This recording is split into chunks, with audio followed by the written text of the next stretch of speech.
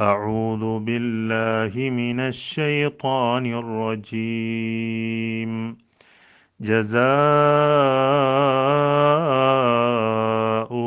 عند ربهم جنات عدن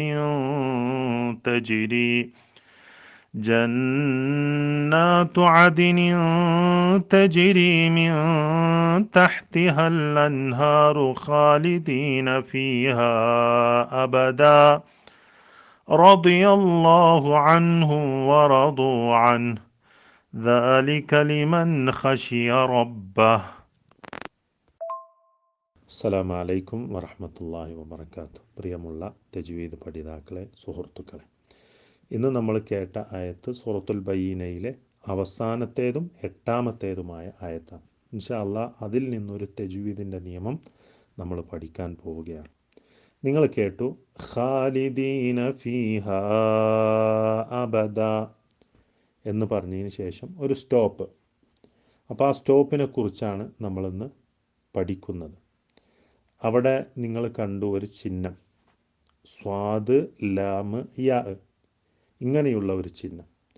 ഈ ചിഹ്നം വന്നു കഴിഞ്ഞാൽ എന്താണ് നമ്മൾ കാണിക്കേണ്ടത്, എന്താണ് ചെയ്യേണ്ടത് എന്ന് പറയുന്ന ഒരു നിയമമാണ് ഇൻഷാ അല്ലാഹ് ഇന്ന് നമ്മൾ പഠിക്കുന്നത്. അതിനെക്കുറിച്ച് നമുക്ക് കാണാൻ സാധിക്കും അലാമത്തുൽ വഖഫ്. അതൊരു വഖഫിൻ്റെ അടയാളമാണ്, നിർത്തലിൻ്റെ അടയാളമാണ്. അവിടെ നമ്മൾ ഏറ്റവും ഉത്തമമായിട്ട് ചെയ്യേണ്ട കാര്യം എന്താണ് എന്നുള്ളതാണ് അറിയിക്കുന്നത്. അലാമത്തുൽ വഖഫിൽ ജായിസി, അവിടെ നിർത്തൽ അനുവദനീയമാണ്. നിർത്തുന്നത് കൊണ്ട് പ്രശ്നമൊന്നുമില്ല. നിർത്തൽ അനുവദനീയമായിട്ടുള്ള ഒരു വഖഫാണ്, ഒരു നിർത്തലാണ് അവിടെ. മനസ്സിലായോ? അനുവദനീയമാണ്. എന്നാൽ മഅ കൗനിൽ വസ്ലി ഔല, അവിടെ തുടർന്ന് ഓതിപ്പോകലാണ് ഏറ്റവും ഖൈറായിട്ടുള്ളത്, ഏറ്റവും ഉത്തമമായിട്ടുള്ളത്. അതാണ് എന്നതിനെ സൂചിപ്പിക്കുന്ന ഒരു ചിഹ്നമാണ് അത്. മനസ്സിലായോ? ഉദാഹരണമായിട്ട് ഇപ്പം ഞാനൊന്ന് പാരായണം ചെയ്യാം. ഖാലിദീന ഫീഹാ അബദർ റളിയല്ലാഹു അൻഹു വറദു അൻഹു എന്നിങ്ങനെ നമുക്ക് എന്ത് ചെയ്യാം? അതാണ് ഉത്തമം എന്നുള്ളതാണ് അത് അറിയിക്കുന്നത്. എന്നാൽ വഖഫ് ചെയ്യൽ, നിർത്തൽ അവിടെ അനുവദനീയമാണ്.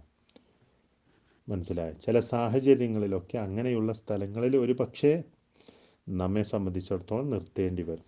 മനസ്സിലായി? നമുക്ക് കൂടുതലായിക്കൊണ്ട് ഇങ്ങനെ പിന്നെ നിർത്താതെ നമുക്ക് പോകാൻ സാധ്യമല്ല.